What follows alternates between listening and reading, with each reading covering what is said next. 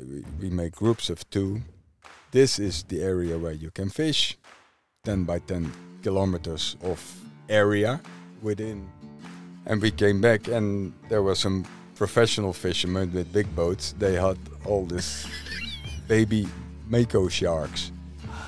Let's say 1 meter 20, 1 meter 50. I said, what's that? Ah, maraja. What's maraja? Yeah, mako shark.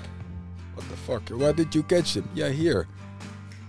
It was shitty raining and wind and cold, but everyone came in with a smile because they had a fantastic day and we had a fantastic food afterwards and everyone.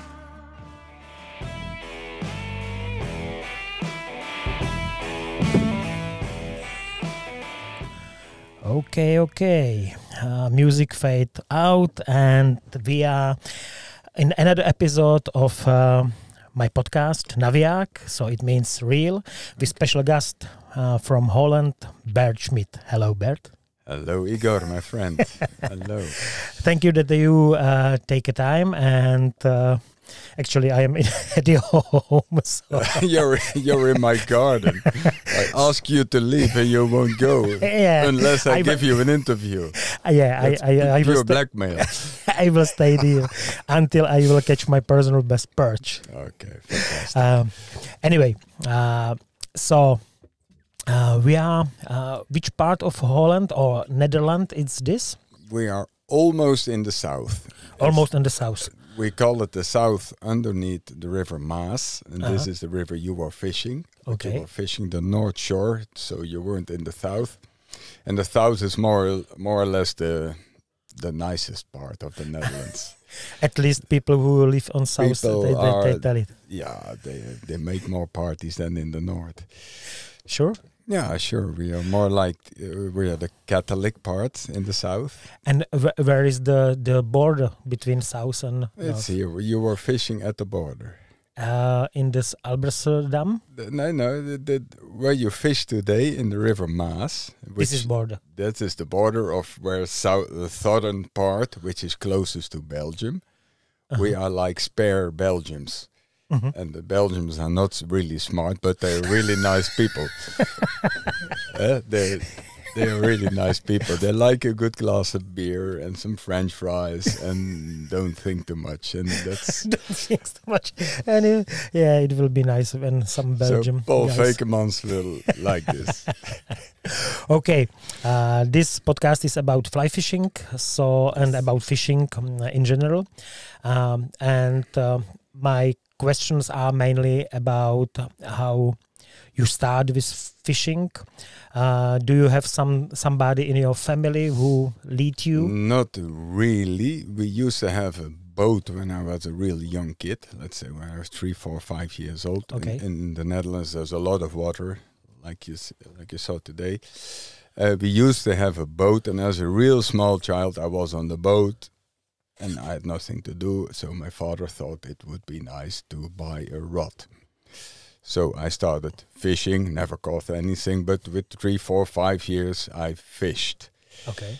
And your father bought it for you? He bought it for me because he used to fish when he was really young, but didn't fish anymore. But he knew what a hook was, and a line was, and a sinker, and a bobber. And so that's where fishing started, and it stuck like glue to me. I only wanted to fish, and I'm from 69 like you. We were old guys already, and when we were young there was nothing much like just football or fishing, and in my village there wasn't that much fishing water, but the water which was available, I was there day and night, always. So, and when the fishing gets better, you start new challenges. You start from fishing with a worm and a float to maps and rapalas and spinning fishing. And when you're 13, 14 years of age, you see when you're on holiday in France, for example, people doing strange things with lassos and whatever, and I wanted that. Because they were catching fish and I was not. So, And that's where it started. So that's about 42 years ago. So on my 14th birthday, my father bought me my first fly fishing kit. So, and you didn't see some fly fisherman here in Holland? No one. I didn't know anyone. There was nothing like internet. There was no money for magazines or whatever. Yeah, in the time, nothing like computer. Did something. I had some older 13 hands magazine that stick together like the Playboy magazines, but then for fishing. Yeah. And then you found some old articles and you found out that there's something called the dry fly and something with lines and leaders you have to attach in some strange way. But after a few years it got more familiar, and sometimes I used to put a maggot on with a hook, but I caught fish with this fly rod. So when I was at school, I was studying marketing. I had to do some scholarship in a shop, and I picked a pet shop with rods, which also saw part fishing. of fishing. Yeah, okay. And I worked there for, let's say, half a year, and then the owner died. I was 16 years old, and I was the only guy working in that shop with the family, his wife and kids and brothers and whatever. No one fished. I was the only fisherman. So with 16 years, I became responsible for the fishing part of that shop. So I learned about commerce and fishing a bit. And I worked there for 7 more years because I wouldn't let the family alone, because no one did it. But then so in your age of 16, from 16 to 23, when I was at school still, I always worked there. And there they had a few remains of something like fly fishing from a real old age, and I was very interested. And those were the first things that I had for tying flies. So there it started with 15, 16, 17 years old, tying my first flies. Looked like shit, like now, still, but there's where it starts. Your flies are okay now. they are okay enough to catch fish. Yeah. So. Anyway, 16. When you were 16, it was about. Years ago, it was 1985. 85, yeah. No computers, or computers just started. Not for me. That was and still not for me. No internet, only for information for younger listeners. No internet, no information. So just from magazines. That or was books. Everything. Yeah, and when I worked in that shop. Be careful with your shoes. It makes noise. When I worked in that shop, I met sometimes a fly fisherman, and then my network started to grow from there. And from other fly fishermen, you learn a lot more. But basically, when we started our own club in the city of Tilburg, we had already almost 200 guys there. And we had every Monday evening, we had this club evening for tying flies, and there was no supplier nowhere for wood. So I started a shop myself with the knowledge I had from the shop I worked in. So you started your own shop? I started the own shop. And when I was 23, I was 23 years old, I purchased from Rudy Heger. I purchased wherever I could buy, and I had a shop. And Rudy Heger really thought I had a shop. I purchased 100 System 2 reels a year. No one bought, and I sold them like crazy. And I did that until the year 2000. Someone of my customers, which was a diver, which had a diving shop, he thought it was a real good idea in that diving shop to have a fly fishing department. I was really happy because I could sell all my stock and I got rid of this shit there. And old stuff. And he started the shop. He continued my shop, but during those early days of having my own shop, I traveled the whole country as a kind of a mobile shop. And people called me 2 weeks in advance when I come to their club. Please bring team code this and bring system 2 this and bring scientific English this. So I purchased everything and I sold it, of course, way under the retail price. But I made pretty good money and I made a pretty good name in the fly fishing world. As a really youngster, a lot of people knew me. A lot of hated me, of course, and still do probably, but I don't care. You have to work on hate also. That's it. That's it. I got 3 lovers for every hater, so that's good. So, and then when did it happen? I think in 2002, I got involved by the organization of the Dutch National Championships because the organization left, no one was there, and the guy who bought my shop was one of the sponsors, and he asked me, please, can you help to blow in some new life of this? So, and he didn't, he had no connections. No connections. So he asked me, so I helped him for the revival of the Dutch National Championships. Revival, so it means it was almost dead. No, there was no board, no one did anything, there were no volunteers, so I helped him to build it up, and I'm involved with the Dutch National Championships ever since. So it will be about my 25th season, upcoming season in the as an organizer of the Dutch National Championships. So competition angling is completely different than fly fishing. Sure. But I'm competitive, and you know how it works. You want to learn, and you meet the best fly fishermen. You learn from them, and they learn from you. So in 2009, I got my first title as Dutch national champion. I had it in 2015 again, 2017 again, and this year, my 4th title. So there are only a few guys, Peter Elbers and René Koops, who have 4 titles or more. Okay. And so that's a small group, and I want to ask you, because you are talking so much about clubs, because we don't have we have some small groups, but here you have one big club. Yeah, it's an organization which is, let's say, the union for all clubs. So all clubs are a member of that union. Yeah. That union has about 3,500 fly fishermen. Okay.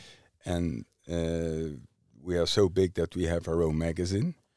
This is incredible. And the fact that we have this magazine is a reason to become member of the club.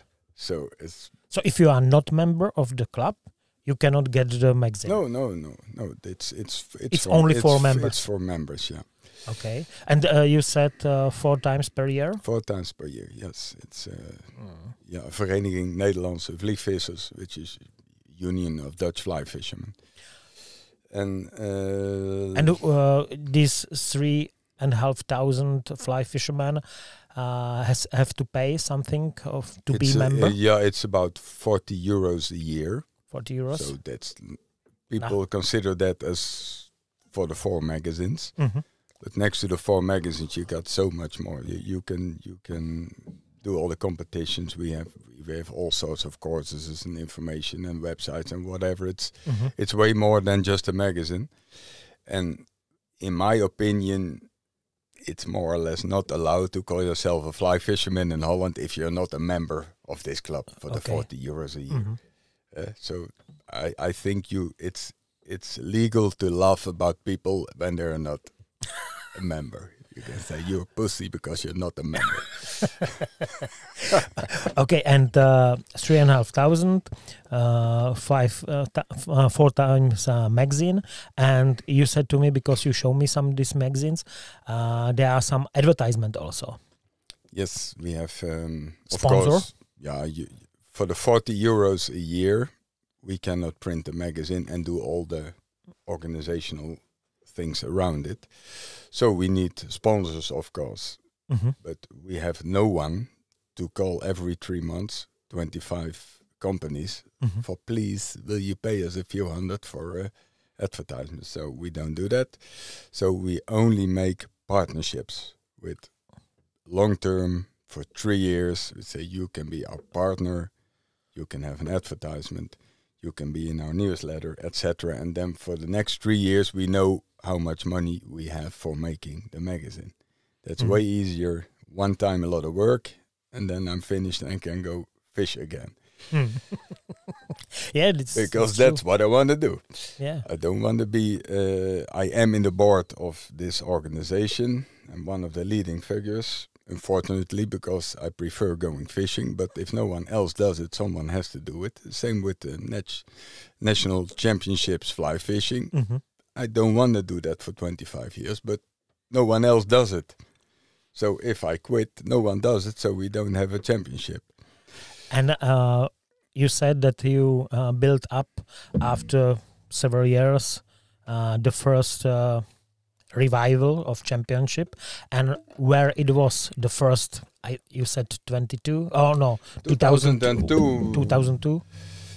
In let's say the year 2001, 2002, we started with a competition of 5 match days a year.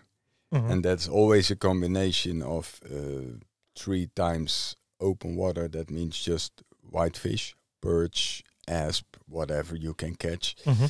And 2 times on a trout pond, because we don't have natural trout waters. We have some stocked rainbow trout ponds, which people like because we don't have anything else here. So the competition is always a mix of stocked trout fishing and fishing for wild whitefish. So if I understand correctly, it was 5 competition. Yeah.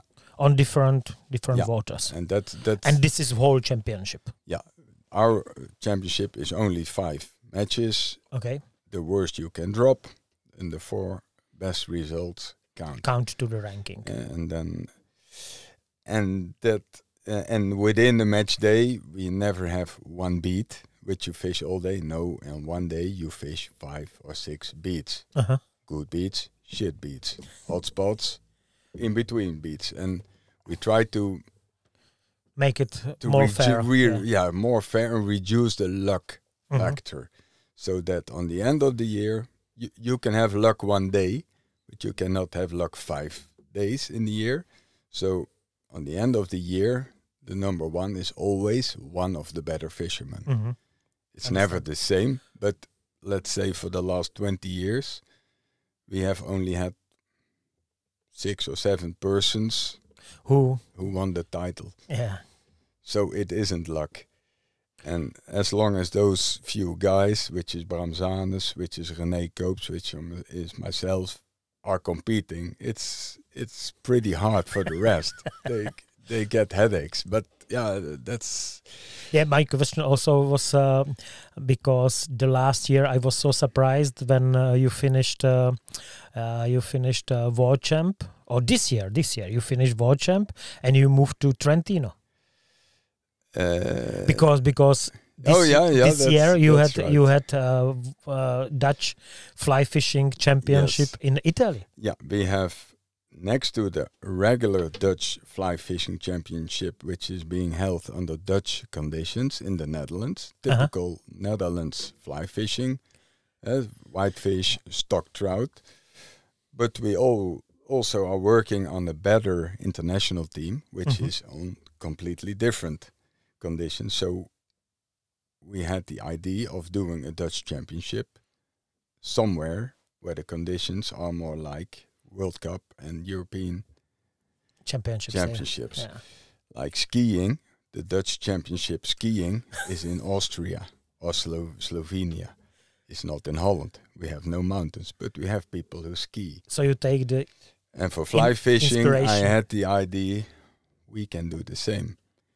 And if the group is big enough, I will find sponsors, I will find a hotel, I will find organizations who will do the work on the spot, because I cannot travel to Italy 1 month before and make all the beats and sectors. And no, you need locals who have a profit of it, that we come. So we found that partner in Trentino Marketing, which is a real big organization, government organization in Italy, and some hotels that are really happy that we come. And first year we had a group who only did the competition was about 30 people. And last year the group was 50 people, because we also had now an opportunity for people who don't want to play competition, but who want to go fishing there. So we had a group competitors and a group tourists, and they were all in the same hotel. And the local guides took their benefits from all those Dutchies in their waters. The local hotel guys had their benefits. The local wine sellers had their benefits. So the whole region there profitable for them, had a profit of all those Dutch people coming there. And the spin-off afterwards and before it, all the people who came back and all their family members who sent them over. So the whole fly fishing thing of all those Dutchies going there brought those Italians a lot of money. And some Italians are clever enough to understand how it works, that you have to cooperate. And when there's this Dutchman with very little hair coming up with a stupid idea, sometimes you have to listen and just follow, and it works. Yeah, this is a really good idea. Yeah. So they close water for you. Yeah. You prepare the beads there. They do. We are so far now that we just came and fish. Tell them what to do. Okay. They now for next year, for the third year, know exactly what we demand. We now planned in some extra days when we have rain.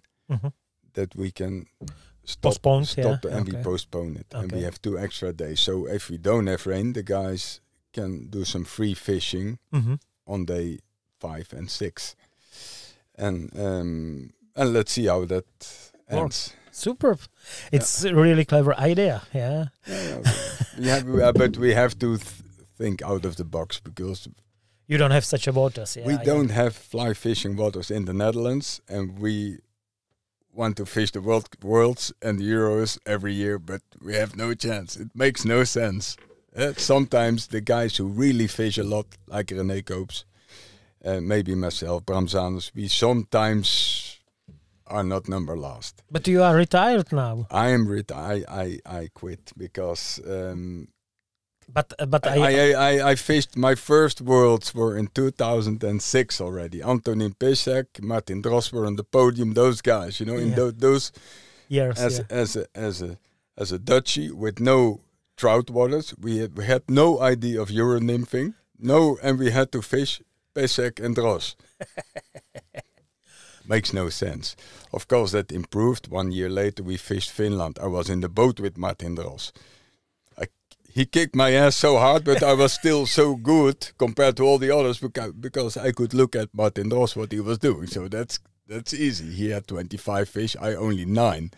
But it's not it bad. Was still 9 good. Still but good. He kicked my ass pretty hard. Yeah. On a nice way, because he's a very friendly guy, I must say. Yeah, he's a nice guy. He's really nice, Martin. And anyway, we are in 2002, the first revival. Yes. And I want to ask you about nomination, about qualification to national team, how it works in Holland.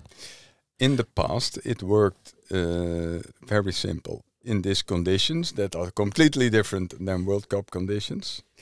Number 1, 2, 3, 4, 5 is going to World. Number 6, 7, 8, 9, 10 to Euros. Number 11 goes if one of those 10 doesn't want, etc., etc., etc. And a lot of time it's really hard to get 2 teams together because everyone has to pay everything himself in Holland. You don't have any funds for so this. As soon as it is in Australia or whatever, we have just one competitor. That was it by then. Let's say in the years 2012, 13, 14, we came with the idea, do not look only 1 year back, but look 4 years back. And then take the average best of those 4 years. So you have a more consistent team. That when you have one lucky year, as a rookie, you start, lucky year on whitefish, I can go to the World Cup, never fished there. Never fished in running water in the mountains. So that made, let's say, a basic team that was more or less the same for years. And then you can see that people start to learn from each other if you don't keep secrets.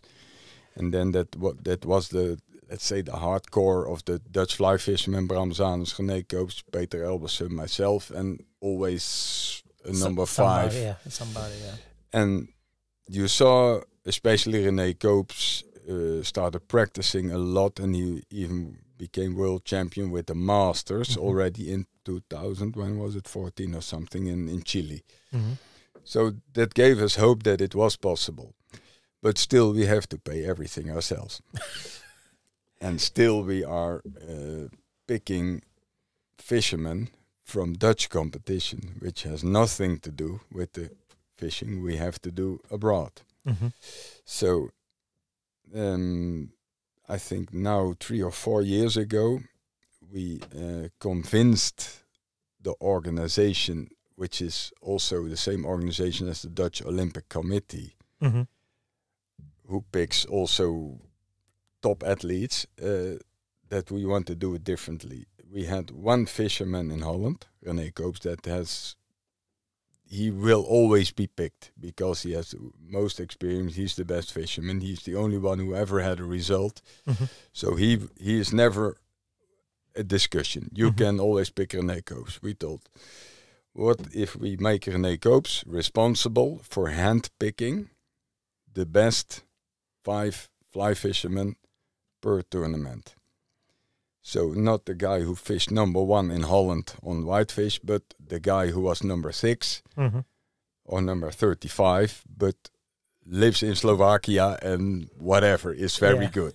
Okay. So I think it's since 3 years now, we have hand-picked teams. The only rule is that they have to compete in the national championships, which have nothing to do with the Worlds, but they must get used. They must get used to competition fly fishing.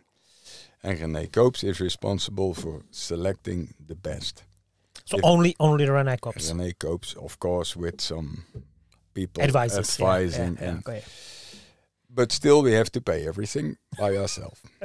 So that reduces the amount of fishermen you can really choose, because some are good fishermen, but no some money. good fishermen say, I have small children, and if I go to the World Cup and I want to fish the Dutch nationals in Trentino, that's already 3 weeks altogether.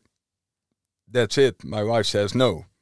So I can't do it. And another one says, it's okay, but if it's in the United States, I have to buy an airplane ticket for 1,500 euros and a tournament and an extra week training that costs 5,000 euros. I'm not paying that. It's all cash, net money.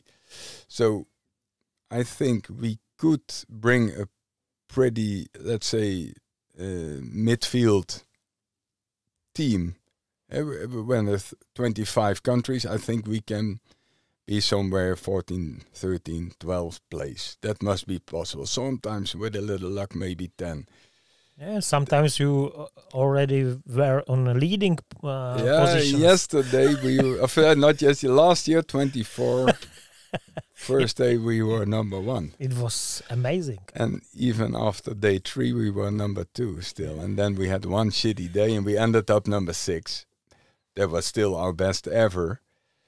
But we all know there was an exception when you had the best fishermen all in their top shape, and with a good lottery, the good beats, everything fits, we will still not be champion. But so there was a one time above our standard, let's say. But it is possible.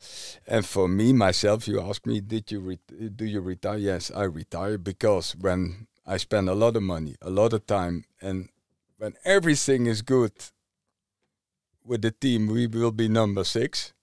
Who gives a fuck if we are number 6 or number 17? No one cares. Yeah. I ended up only one time for all those 17 tournaments, one time in top 10.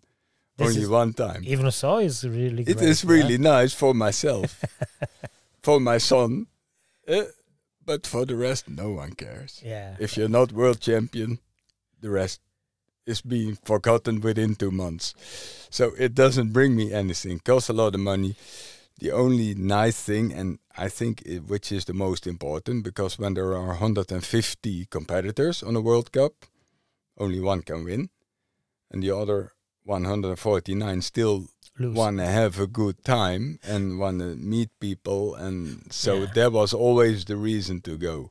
Mm-hmm. We were always the guys who brought the fun and the music, and that was fun. But for me now, I think it's time to retire and pass it over to Nick Mager and Sammy and those guys who are in their 30s and 40s, and let them shine. Let them shine. Let them do it. And you've been how many times on World Cup? 2006. 20 times? No, not really. Not that. I skipped a few. I skipped 2 years because I had throat cancer in 2020 and 2021. Also the Corona years, I had cancer, so I was almost dead. Take a sip. I have to take a sip because of the cancer. It's still here. I have no cancer. I'm clean, but it's all destroyed, so I need water. It's all good now. It is all cancer? Good. Yeah, I have cancer-wise, it's all gone. I rely on that. It's the only thing is I have lost a lot of taste. I have lost all my saliva. Here it's all destroyed. I had 34 radiations. So inside, when you look in, I think it's one big massacre here. I can Slivovitz, no way. You don't feel it? No, it burns. It burns. The Slivovitz burns already, but now for me, I cannot drink it because they will kill me. It's too heavy. But in the normal daily life, I know I had cancer, but I see it as. And change. This is a little bit deeper topic. Change something in your life after this? Yes, it changed it. I've always been a lucky guy. Always. Also, this surviving cancer is one of. For me, it's normal to be lucky. I'm always lucky. I look back in the past. And this is my 9th life I'm now in. I should have been dead 8 times with car crashes, motor crashes, boat crashes, being drowned already almost as a baby. I once passed a railway track and I looked in my mirror and there came another train, which just missed me, which always shit like that. I had 8 times before. I should have been every normal. So be careful. 9 is maybe final.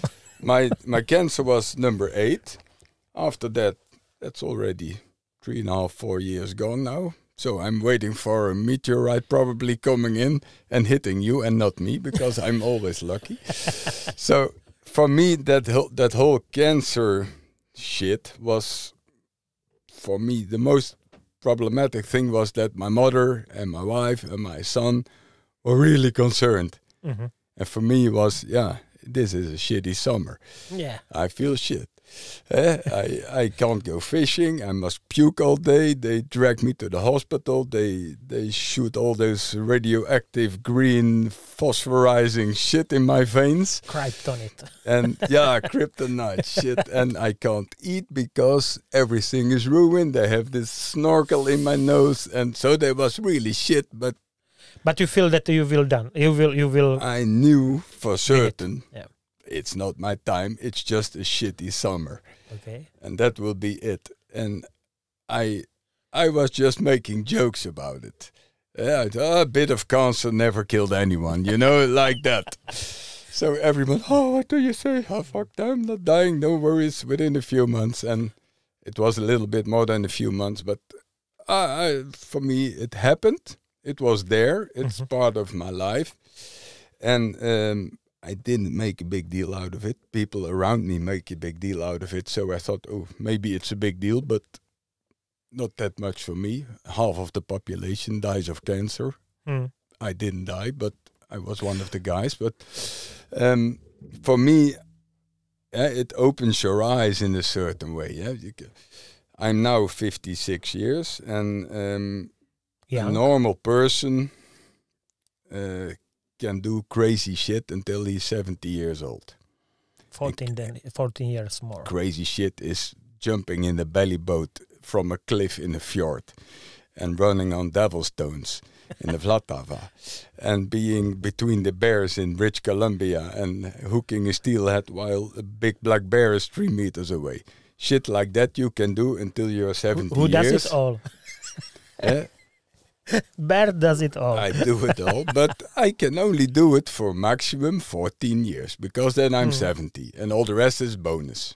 I don't calculate more than 14 extra years that I have. So, but a man has to work as well, and a man has a household, but yeah, you only have 14 summers left. You must calculate the fishing, the nicest season, because I hate cold. You are in the belly boat all day, your balls froze off, but I hate it. But so my fishing is or far away in the tropics or it's summertime. 14 summertimes is not so many months on a lifetime. So I talked to my boss. I said, boss, oh, I'm such a poor guy. I had this cancer shit and whatever, and I'm bald and ugly, and you have to help me. Yeah, what's up? I said, yeah, I have a problem. I want to work less. Oh, okay. For my work, I sell trailers, big trailers for behind lorries. The sales is being done normally, let's say, November, December, January, February, March, and then it gets less. So 90% of my turnover I do in the colder months. Maybe it has something to do that the rest of the year I'm fishing, but I didn't tell him. I just told him in the summer it's always shit. In the winter, then it's business. I told them I will work in the winter, and in the summer I need extra weeks off, so you just pay me less. You pay me for 4 days work instead of 5 days work. In the winter, I work 5 days. I save 1 day every week, and then I have enough weeks to do whatever I want. So I have less money every month, but more fun. And this plan will be expanded probably within a few years to 3 days of work, I think, and maybe 2 days of work. But I am working on it. Sounds like a dream. So then the next thing is that you have less money. But I need more because I want to travel. And I break more rods and I do whatever. And I wear clothes and all the shit. So, yeah, what can you do? I have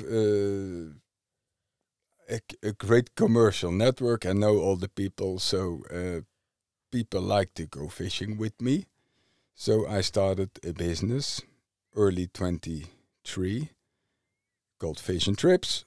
I organize fishing trips. And because it's an official company, the Chamber of Commerce, I have a VAT number, I have an official company, so every rod that I buy is a tool. So all the money I normally spend on fishing is now are expenses for my business. Clever. So this clever guy goes fishing all year. as a work. That is my job. So so that's more or less what I do. And it's getting better and better. And you think it was because you had this cancer, so you switch a little bit thinking about you life? It is always a wake-up call that everyone should have, also without cancer. But with cancer, you know that the light can go off every moment. The lid of the coffin can close always tomorrow. And when it's so far, that moment, you shit, I haven't been to Kiribati. And shit, I haven't been to British Columbia. So that won't happen. I'm now doing everything that I want and that I can afford. And I let other people join it.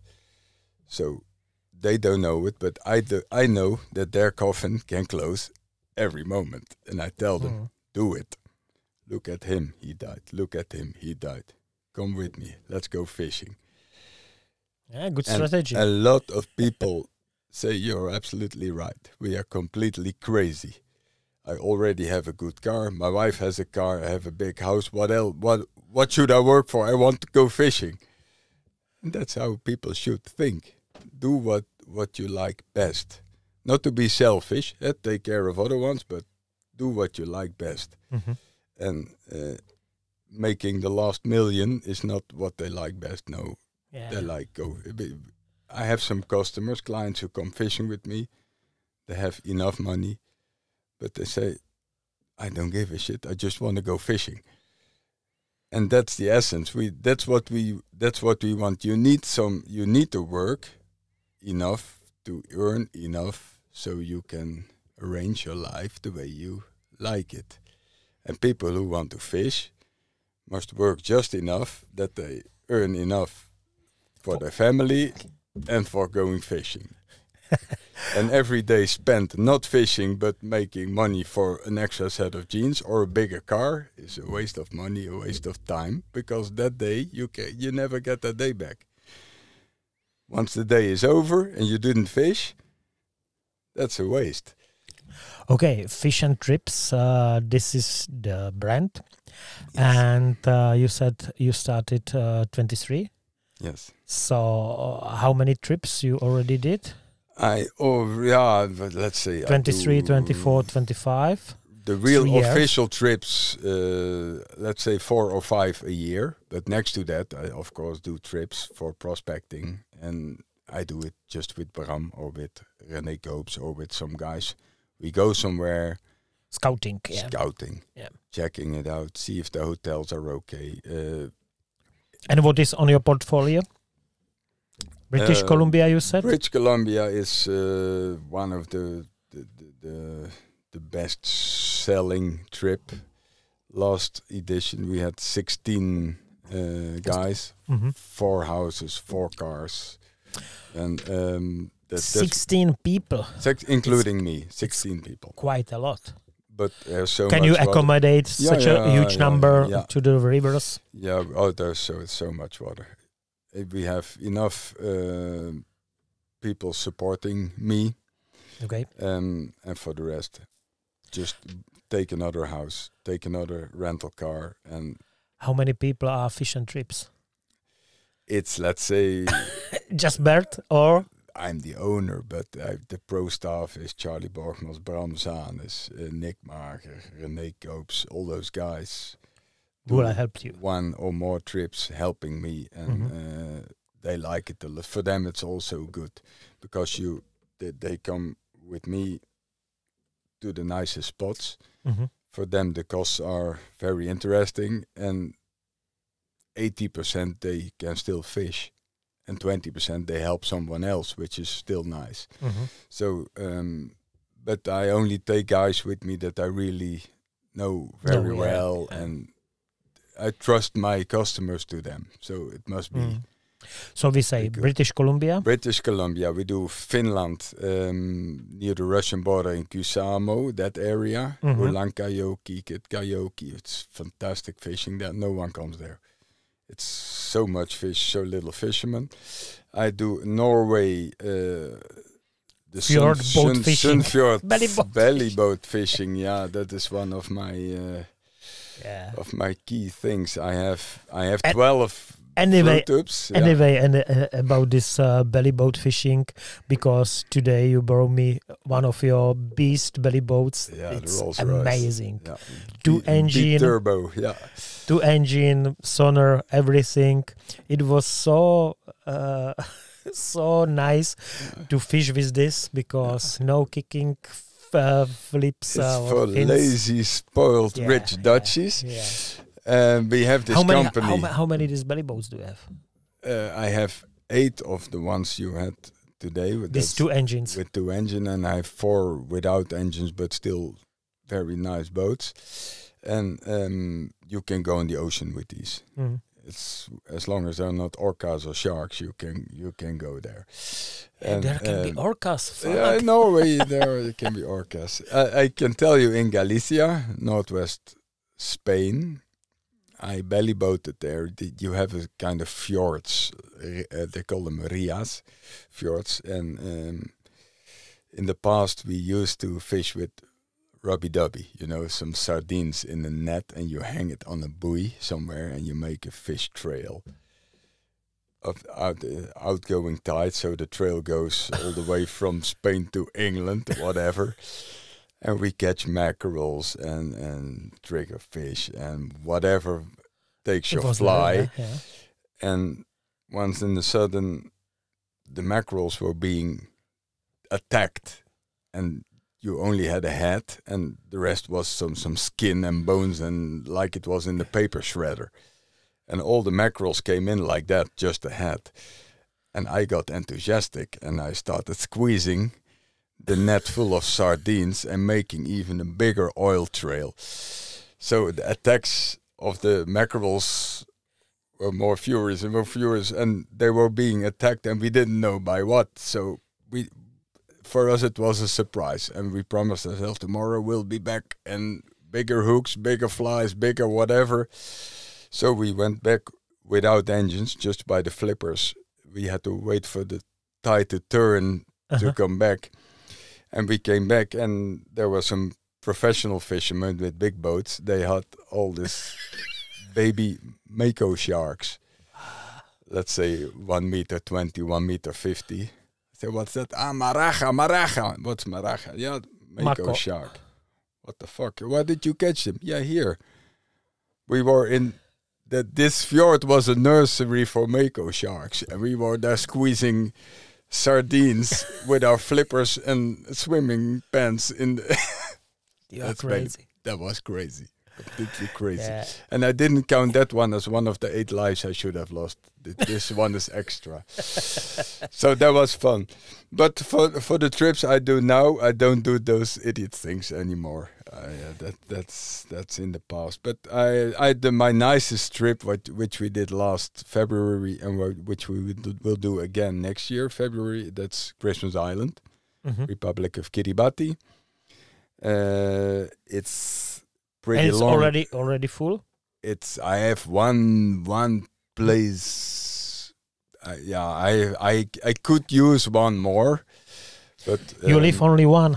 I have only. You can go. No, but I have to warn people. It's a hell of a flight. You have to fly to Vancouver. Amsterdam, Vancouver is 9 hours flight. Then you have to wait a few hours. Yeah, this is opposite side of world. So yeah. Then you go to Honolulu, which is 6 hours from Vancouver, and there you take a hotel, and the day later you take a 3.5 hours flight to Kiribati, Christmas Island, Republic Kiribati, which is more or less on the equator, which has a real big advantage of having no hurricanes. It's always a little bit windy, but on the equator you never have hurricanes, so you can fish year round. It's an atoll, so it means you have a ring of coral around on which a few people live. I think 5,000 there. There are no bars, no shops, there's nothing. Just a few not so very hard-working locals which enjoy life, and that's it. And they're all fishing guide, because that's the only thing you can do there is fly fishing.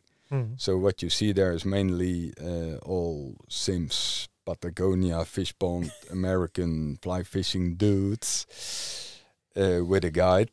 That's what you see there. But it's really a fantastic destination. And why is it fantastic? It's nothing can ruin your trip. The only thing that can happen is that the coconut falls on your head. That's the only thing that can happen. But maybe you have a bit of rain, but it's every day it's 27 degrees. Every day it's 3 to 4 above 4 wind. Never a surprise. You get high tide, low tide. With high tide, you have some flats that are perfect because of the depth. With low tide, you have other flats that are perfect. So also the tide cannot ruin your trip. 12 hours per day is daylight. 12 hours 12 per hours day. is night. My last afternoon, I like I'm a competition angler. I fished with a 4-weight rod and a Hanak RS 3.5 reel for bonefish, and I had 28 fish on 0.22 tippet, 6 meter leader, and big bones. That was an eye opener. People fish way too heavy also on bonefish. So for next year, I switched complete my gear. I tied really small crazy charlies and gotchas, long leaders, the right fluorocarbon. The Hanak is really strong, and I can. It's my sponsor. Fantas, my good supplier, good sponsor, but it's really. It works. It's really good shit. Yeah. I must say. So this is Kiribati. Kiribati. You said British Columbia, Kiribati, Finland. I've been last year. We had a trial in Montana, Wyoming. It was scouting, or it was scouting. You've been there with Bram. Yeah. We were there in the World Cup in 2016. The World Cup was in Colorado. The weeks before that, we traveled a bit through Yellowstone, and we did in Utah the Green River, and let's say the more or less well-known rivers. But we didn't do Montana, and we didn't go really deep into Wyoming. And this year we started in Montana. Let's say the Beaver Creek and the Big Hole, the real famous rivers. But the drought is so severe already for a few years in Montana that the water levels are not what they should be. So climate change is doing its best also there. And you had to stop fishing at 2:00 in the afternoon in Montana. So you had to this kind of rule? There was a rule because of the high water temperatures. They want to save the cutthroats so after 2:00, no more fishing. So then we moved a little up north in Montana. We did the Missouri River under the dam, and a friend of ours had some old belly boats, so we didn't want to rent an expensive drift boat, 750 euros for a day, plus tip. We just jumped in the belly boat, and we did the Missouri by belly boat. That was so fantastic. So I purchased 4 real small belly boats, 5 kilos each, so I can put 4 in the bag. So for next year, I can do a trip to Missouri and go float tubing the Missouri River. So that will be done. And I fished the Wind River, which is the upper from the Bighorn. Actually, Bighorn is a real famous river, but can be completely muddy, we found out. But upstream, it's called the Wind River, and near the town of Thermopolis, the Wind River becomes the Bighorn. And that was the most fantastic piece of river I've ever seen, and I'm probably will be back there next year. And for 27, there will be a commercial trip that way.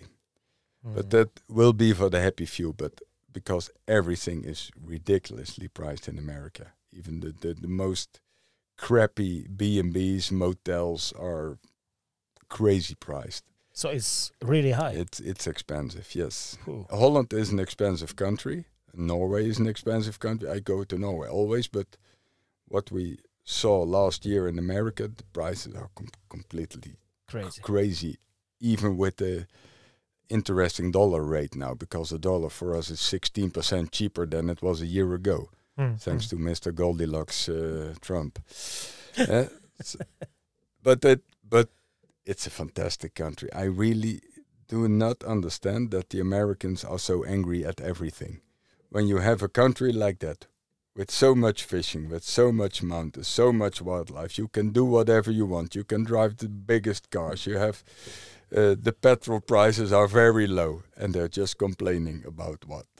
People are really crazy. They should come to Holland and see what we have to do here. 18 million people in the sardine can size country, and 7 meters under the sea level. But they're crazy. People are really, they should be happy to live in a country like that, and they're just angry and shooting each other. It's so crazy. But okay, that's politics. That's politics. Who cares? But my life is different. For me, the cup is always 3/4 full, not even half. And so, but okay. So plan is US and another plans with Fish and Trips? With Fish and Trips. Of course, Central Europe is easier. We have to do something, but also closer to home. Mm-hmm. Yeah, we have fantastic perch and pike fisheries in the Netherlands. I don't understand why you are not starting here, because it's so much easier for you. But for you me, have so many possibilities around. We can do that. But I like to be abroad, and I need an excuse to go.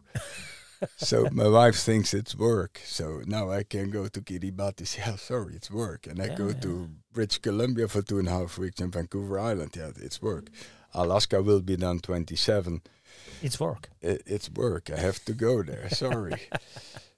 So and you have horses. So you have to stay home. You have to stay home. Yeah, I was here this week only for the very first time for fishing, and I enjoyed it very much, especially thanks to Hikmet and Jaco, because they took care about me, and also Up and Nico with Timo. It was really great days, and I was really happy with this new concept. Who invented this concept of this, you call it Dutch Pike Fly Fishing Championship? I don't know. It must be a real ugly bald guy, probably again. But again, you. No, Can you explain to our listeners how it worked? This concept? Competition is pretty simple. If you organize anything, you need volunteers. And no one wants to volunteer nowadays, unless they get paid, and then it's not volunteer.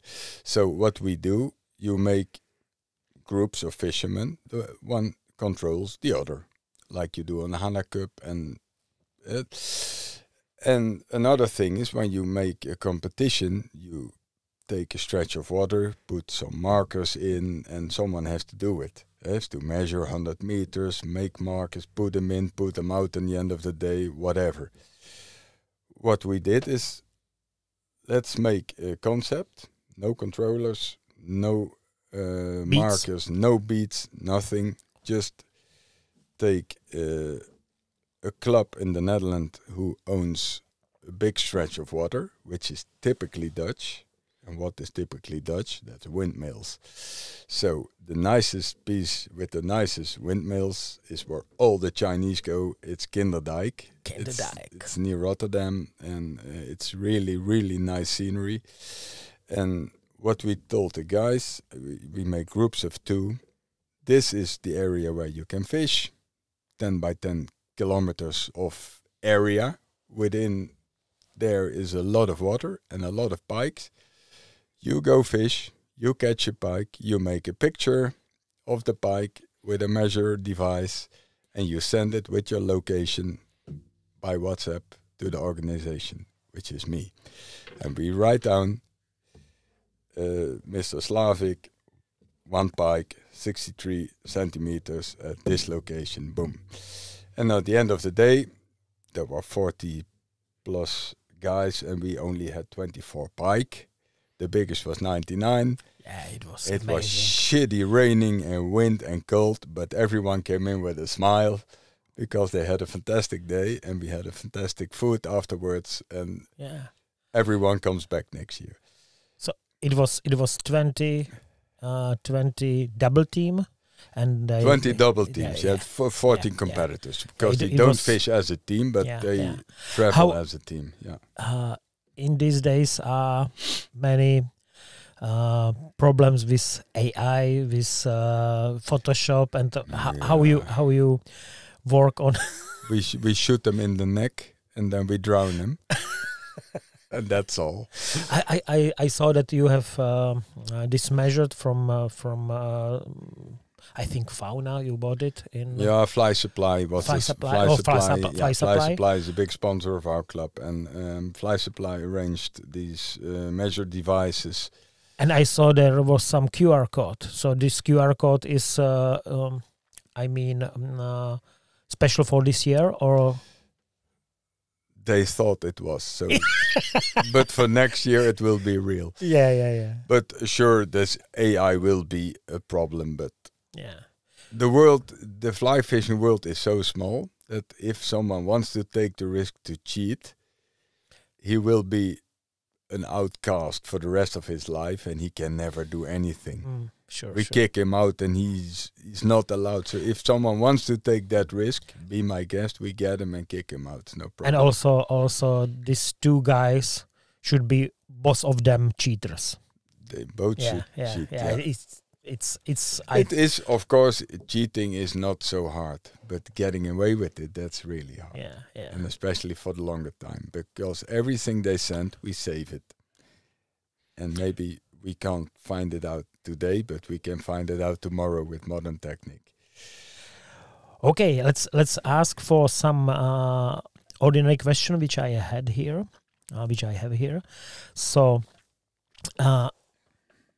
about World Champ, you've been there 20 times, maybe even more. What is some highlight which jumped to your head if you think? I must say that one of the highlights was in British Columbia that I beat Mike Sexton. I won my boat session against an American, against a Canadian, against an Englishman, and I beat him really, really hard. That was nice, especially because this same guy, Mike Sexton, beat my ass in Poland in 2010. I was a youngster, and I enjoyed it how good he was as a lake angler. I enjoyed it really. I had a fantastic day. I got my ass kicked so fucking hard, and now I beat him back, and that was so. And he was full of respect, really. And I think that was one of the nicest days. And also in Italy, winning a beat against Italians, that's also nice. To beat an Italian is always nice. They're good anglers, but I like to beat them. And which World Championship stays in your mind as the most exciting? I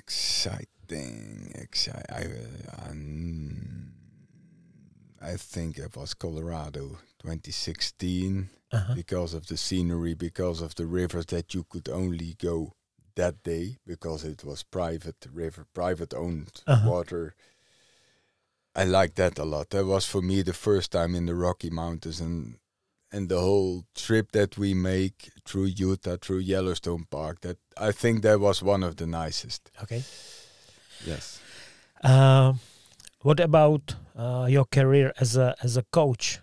Do you do something for youngsters, for young generation, or are you planning? I would like to, but you can only use your energy once, and to find one youngster that becomes a fly fisherman and stays a fly fisherman costs just as much energy as finding 100 spin fishermen, turning them into a fly fisherman and let them stay fly fishermen. That's the same amount of energy, because the youngsters just don't give a shit. It's too hard to catch a fish on this way. Rapala is way easier, and casting with the fly line is difficult. Materials are more expensive. You see that people must have enough fish on their counter before they start fly fishing. So if a youngster wants my help, he gets it, no problem. But I stopped dragging on dead horses, to put energy which is wasted. So if there is some youngster who needs help, immediately, please. Immediately. I will help him, but I know they are not there. There are so few. Yeah, but I mean, I know that fly fishing is doing simple thing, complicated ways. Because spin fishing is definitely fishing is definitely much easier, but fly fishing is nicer. It is way nicer, but you only find out if you're getting bored by all the other fisheries. Yeah, I know it works that way, and it's it's already hard to get the youngster to go fishing. That is, the computer is way nicer. Yeah, but when we have competition on the Sunday, there were a few young boys with spinning rods, but they were there. So in 15 years they will be fly fishermen. But they were there. Yeah, so it was spin fisher. Yeah, anyway, they and it was really bad weather, and they are still going to fishing. Yeah. So, but it's not my core activity. Let's say that. Okay. So another question is about equipment. If you are going to fish river, I know that there are much different rivers. Which you like the most for using? Which type of rods? Of course, I like to catch fish. I like the whole fly fishing thing with a dry fly is very nice. It looks nice. It's fantastic, but a lot of work, and it doesn't work always. And when you catch a fish, you have to dry your fly and amadou, shit, powder. Before you fish again is 5 minutes later. And when you start nymphing, it's way easier. Fish eats nymphs day and night, and not just one moment a day with a hatch. They eat it all night. And also with nymphing, you can do so many different strategies. There's so much more than what people have in their minds with jack nymphing. It's this whole European style nymphing. We evaluated like fishing on steelhead on big rainbow trout in BC. We do it also with this. Nymphing style, yep. We Euro nymph with 6.4 tungsten eggs. 6.4? Yeah. It's like bullet. It's a 2.2 gram Hanak tungsten bead on the size 8. It can be dangerous. Yeah, but with nymphing it's safe. You just pendle. So, but which kind of rods, for example, you use for nymphing? Now the last Hanak XPG series is probably the best rod I've ever had in my hands. Yeah. And I must admit, I used to have Winston and Scott and Orvis, and they are really pieces of craftsmanship traditionally, but I sold them all. And I get good money for them, and I bought a lot of Hanaks back, which are, I've never had a better rod in my hand, I must be honest. Yeah. Really. Take a sip. And if you are going on the lake, I'm crazy for the new one, SWG. SWG is very nice. But it's only a 6 and a 7 weight. Yep. And I always like to fish as light as possible. So you would like... So I still use the XPG 5. 10'5" or 9.5'5", or even the 4 weight. But I must say the saltwater version 6 weight 9.5 feet is also nice. Nice.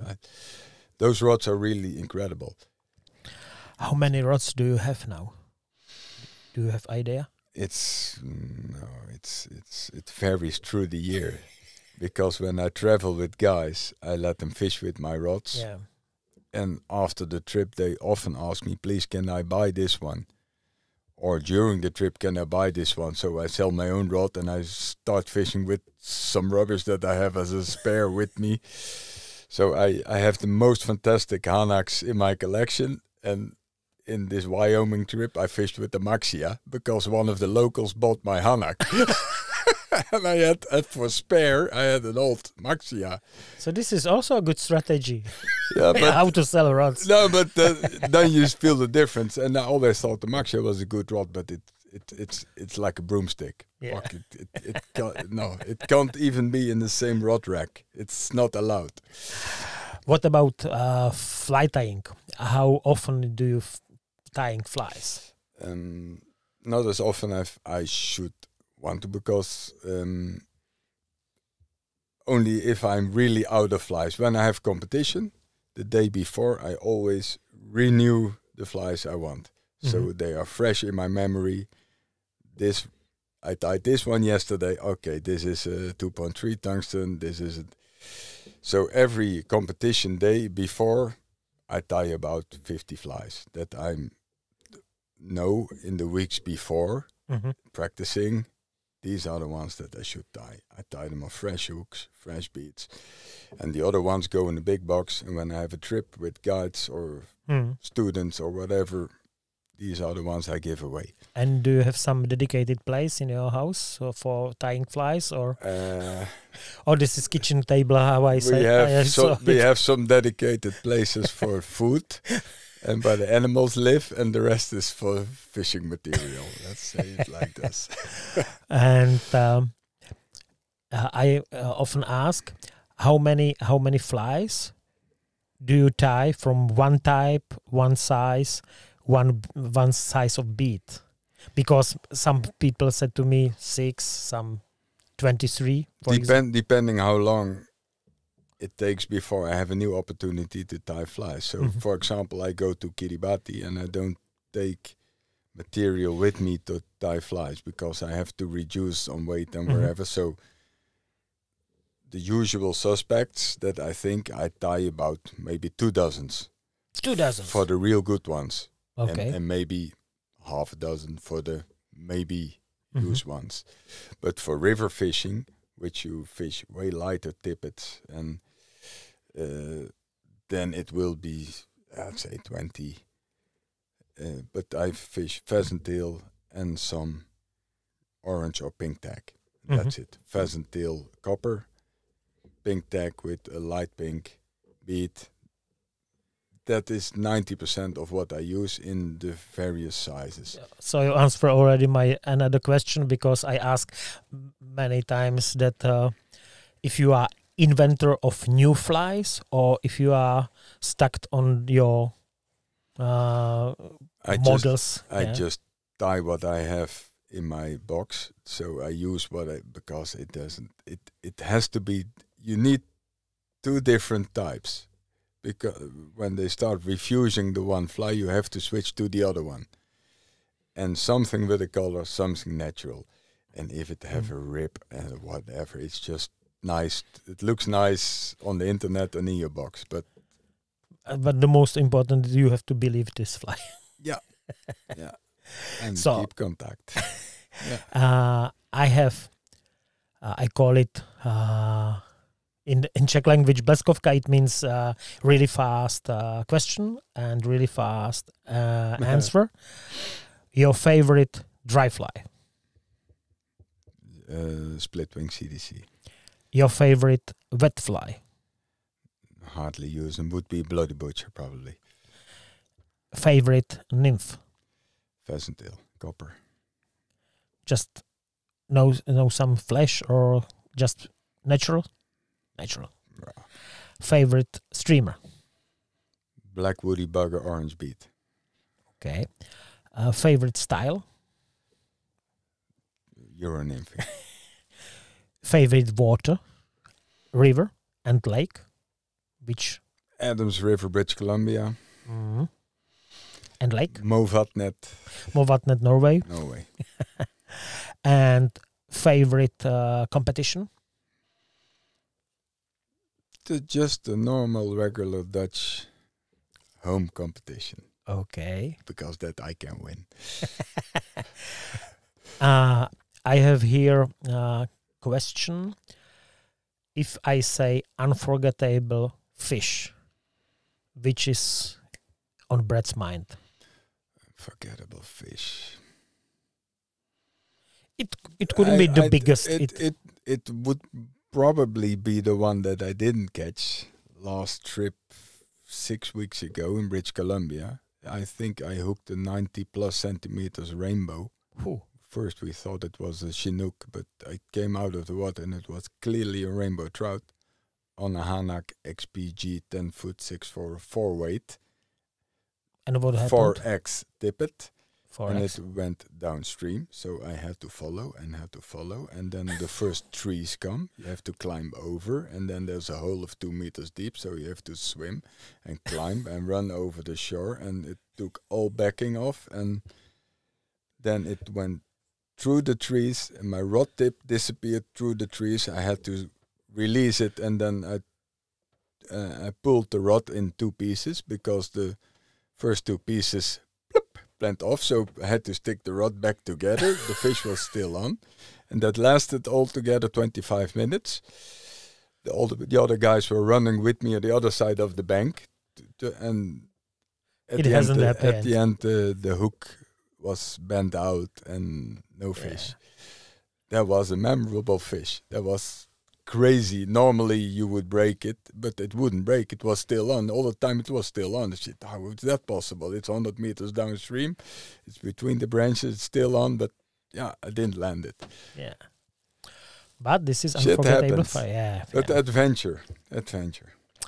Do you have any, I mean, in your life should be some fuck up which you did during competition, during some fishing? There's some highlight fuck up. I'm not I'm not a real notorious upfucker, but yeah, I fucked up competitions by blanking. Well, of course, this is normal. But real fuck ups, standing on the line when the fish runs, or when you want to take snacks, that happens, of course. When you have finally your first fish in Tasmania from the boat in the storm with waves of over 1 meter, you have the fish finally in your net, and suddenly it isn't there anymore, and it's not in the net. You know what I mean? Where you think you netted it and it's not in because of the big waves and all the pandemonium and shit and the wind, and you just then you fucked it up, but still don't know what happened. But yeah. Do you have any advice for rookies? For rookies, listen to the old foxes, I think, and keep it simple. Keep it simple. It's nice. It's nice. Yeah. And do you have, I don't know how to call it in English, do you have something on your vest which you invented, or do you have some special advice? What do you use? For example, sometimes I saying that our guys, some of them, have handle of the net up there because it's really easy to catch it. Yeah. For me, these last 1% that you have influence at, the small details are very important to me. I always try to find the last 1 or 2% improvement that's possible. And sometimes I think I invented things. I invented the Velcro on the CNF box. I did that in 2016 already. And now it's very popular. Italians saw it in 2018, and I had this small CNF box with dries, which I Velcroed on my nymph box. And I think the son of Eduardo Ferrero was my controller in Italy. He was flabbergasted, and I think I invented it, but I don't know. Maybe someone else simultaneously. It can go on other ways. And there's another thing which I invented already, but I haven't created it. That is when you're at the flats and you catch fish, there's always splatter salt water on your glasses. And there's always waves in your back pushing to your rucksack, and there comes a moment that you can't clean your glasses anymore. So what I want, please someone invent me a tube of plastic, waterproof, with a rope, with a piece of cloth for your glasses, which you can pull back into the tube. So it's waterproof. So you have a cloth to clean your glasses, which is in a tube that is completely watertight. So you can have it here.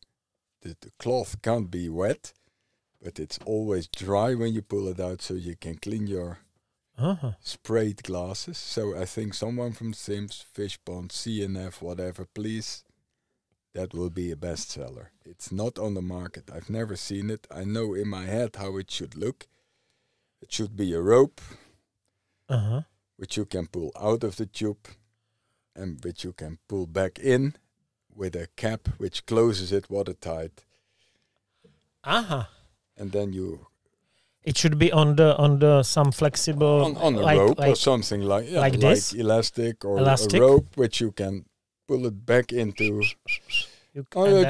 Just use it like a normal cloth for cleaning your glasses, but you have to remove it, to put it back in the tube without touching it. Just snag the cord and it goes back in the tube, and you close it with a cap. And then it can be on your jacket or on your wading belt or wherever where it's handy. And you will, when you catch a lot of fish, you will need it every time again, because the fish, the bonefish and the trevally will splash. It sounds interesting. It is. It can be done. I have invented it already, but it's not made. And my head is full of shit like this. Okay, Bert. Okay. So it was the last question and really interesting answer. Thank you for your time. Thank you for your advices and thoughts. And I'm looking forward to fish with you again. We're going to do that. Yeah. We're still young. We're both from the year 69, so we have to golden age. Yeah, we have to go somewhere together. We have 14 years to go. Thank you very much, Bert. Okay. Here you go. Bye.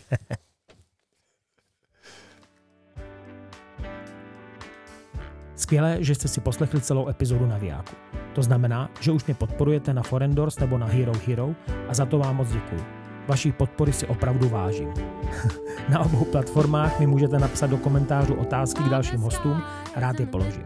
Budu taky rád za odběr a like na YouTube, víc fotek najdete na Instagramu @Igor_Slavík_ a články nejen o muškaření na muškařské závody.cz. Ať vám berou. Ještě jednou díky a zdar.